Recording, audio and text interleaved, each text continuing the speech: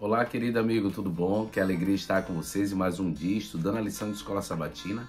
Hoje chegamos à quarta-feira que tem como título Aquele que segue o Cordeiro. Meus queridos, para mim é uma das lições maiores assim que tem bastante conteúdo, é a lição de quarta-feira. A gente vai direto ao assunto, porque até ontem, não sei se eu deixei claro, Apocalipse 13 fala sobre a besta que sai do mar e a besta que sai da terra. A que sai do mar é Roma papal, tem a ver com Roma que a gente vai estudar hoje. E a que sai da terra tem a ver com o poder político e haverá união dos dois. Então, por exemplo, a lição pede para que a gente explique Apocalipse 13 do verso 1 ao 2. E para a gente entender Apocalipse 13, ela é um dos capítulos que mais símbolo tem. Então, já foi deixado claro para nós no decorrer desse trimestre que para entender o livro de Apocalipse é necessário voltar-se a Daniel, principalmente o capítulo 7, já que agora, quando a gente olha Apocalipse 13, verso 1 e 2, quando ele começa a descrever essa besta, ele diz que viu a besta saindo do mar, tinha 10 chifres, 7 cabeças, sobre o chifre 10 diademas e sobre as cabeças nomes de blasfêmia. E a besta que via era semelhante a um leopardo, urso. Então, assim, ele envolve a descrição dessa besta. Ele fala do dragão. Então, dragão a gente já sabe por Apocalipse 12, Apocalipse 20, que é Satanás. Mas ele, quando começa a descrever a besta, ele envolve os 4 animais de Daniel. Então, você vê que essa besta envolve nações. E quando Daniel começa a descrever, e a gente entende ali que o único animal é Roma, então você vê que as características que se dá envolve o quê? Envolve a Roma. Eu estou utilizando também o comentário, né, do pastor Arilton, do livro A Última Batalha, e ele diz o seguinte: até mesmo Lutero escreveu um dos seus famosos livros chamado O Apelo à Nobreza Cristã da Nação Alemã, de 1520. E ele fala assim, ó: agora vêm eles e fazem do papado um representante de Cristo, exaltando no céu, e vários permitem que o diabo domine, a tal ponto de chegarem a crer que o Papa estaria acima dos anjos do céu e lhe daria ordens, o que na realidade são as verdadeiras obras do anticristo. Então você vê que chegaria um tempo que o papado seria exaltado, e até Martinho Lutero falava isso. Isaac Newton, que foi um brilhante escritor, um brilhante cientista, e ele desenvolveu várias obras, ele também estudou o Apocalipse e também o livro de Daniel. Até o seu livro tinha como título Observações sobre a profecia de Daniel e Apocalipse. Um 10º chifre da 4ª besta de Daniel.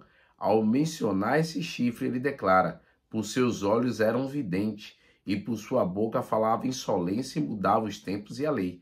Era ao mesmo tempo uma profecia e um rei. Tal vidente, profecia e rei é a igreja de Roma. Então, olha, Isaac Newton chegou à conclusão que aquela besta que aparece em Daniel, a besta que aparece no Apocalipse 13, que ela tem 10 chifres e tal, e aí aparece o chifre pequeno, se referia à igreja romana. Nesse aspecto de igreja romana, nós entendemos que o texto fala que ele cuidaria, né, de mudar os tempos e a lei, se você for observar em Daniel 7, mas também no Apocalipse capítulo 4 e no 5 diz assim, ó, capítulo 13, verso 5. Foi-lhe dado uma boca que proferia arrogância e blasfêmia, e autoridade para agir 42 meses. Então, olha, Daniel fala sobre isso. Se você for observar o período que Roma ali conquistou, e Roma papal, quando se uniu, né, era um poder político e religioso, os 1260 anos que a gente estuda em Daniel, o que é que acontece? Roma teve esse poder de ficar ali no controle, perseguiu muitos cristãos, levou muitas pessoas à morte, que é considerado o período escuro da história do cristianismo. Muitas pessoas morreram e muitas pessoas mataram em nome de Cristo.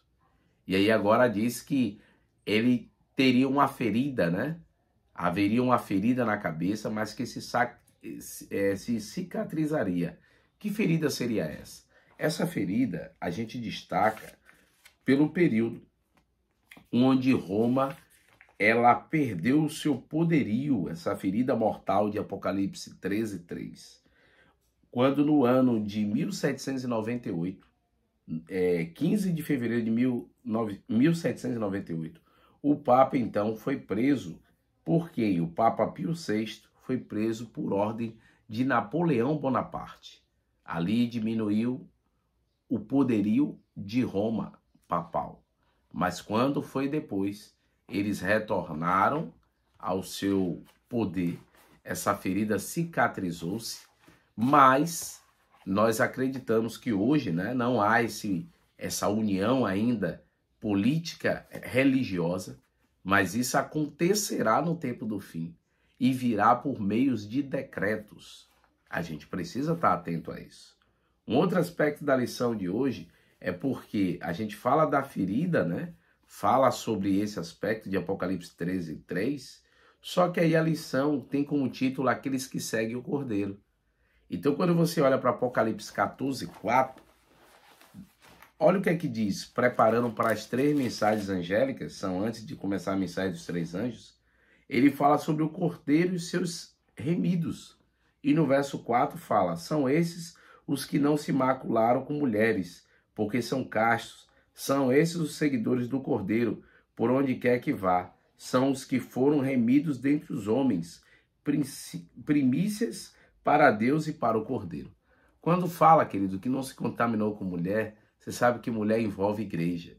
Você também olha ali em Apocalipse 17, a meretriz e suas concubinas, que está falando sobre a igreja caída, Roma papal, e sobre o que?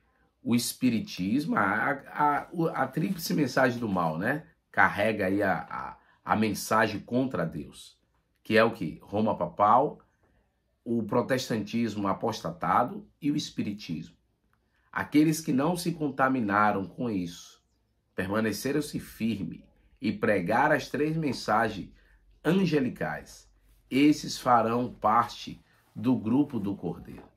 Que você tenha coragem de falar as verdades de Deus, pregar do seu evangelho e convidar outros a conhecer a Cristo e ouvir a voz do Senhor dizendo, sai dela, povo meu, sair dos enganos do inimigo, sair do vinho da Babilônia, porque a última mensagem do anjo diz que a gente precisa ajudar as pessoas a não beber do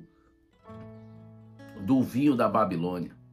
E aqueles que assim beberem dessa Babilônia espiritual apostatada, eles receberão a cólera de Deus. A mão de Deus pesará sobre eles.